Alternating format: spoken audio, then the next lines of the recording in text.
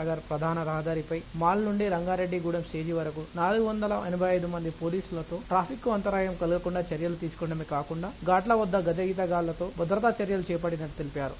ఇవాళ మనకు దేవరకొండ సబ్ డివిజన్లో మొత్తం 3 ఘాట్లలో పుష్కరాలు ఆరంభమయ్యాయి. 2 మండలాల్లో 3 ఘాట్లు ఉండడం జరిగింది. అజ్మాపురం ఘాటు, తీయపల్లి మండలం, పెద్ద మునిగాల్, కాచరాజపల్లి ఇవి చందంపేట మండలంలో ఉన్నాయి. ఇప్పటి వరకు ట్రాఫిక్ ఫ్లో కానీ లేదంటే అక్కడ పుష్కరాలలో స్నానం చేసిన వాళ్ళ భక్తుల సంఖ్య సాధారణంగానే ఉంది.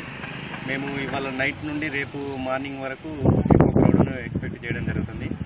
అందులో భాగంగానే మేము మాల్ స్టార్టింగ్ పాయింట్ జ్యూరిడిక్షన్ నుండి ఇక్కడ రంగారెడ్డిగూడెం స్టేజ్ 2 వరకు పటిష్టమైన బందోబస్తు ట్రాఫిక్ పరంగాను, అదేవిధంగా 3 ఘాట్లలో ఘాట్ల వద్ద మరియు టెంపుల్స్ వద్ద, అదేవిధంగా ఈ పార్కింగ్ హోల్డింగ్ పాయింట్ల వద్ద మొత్తం 484 మంది, ఒక డిఎస్పీ స్థాయి అధికారి, 3 సిఐలు, 40 మంది ఎస్ఐలతో పటిష్టమైన బందోబస్తును మేము నిర్వహించుకోవడం జరుగుతుంది.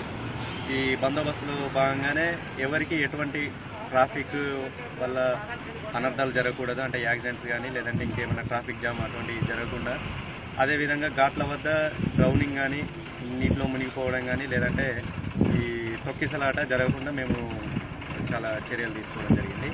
ఈ ఎస్పీ సార్ ఆధ్వర్యంలో, మన ప్రకాష్ రెడ్డి సార్ ఆధ్వర్యంలో పటిష్టమైన బందోబస్తును నిర్వహిస్తూ యాత్రికులకు ఎలాంటి అసౌకర్యాలు కలగకుండా మేము అన్ని చర్యలు తీసుకున్నాం.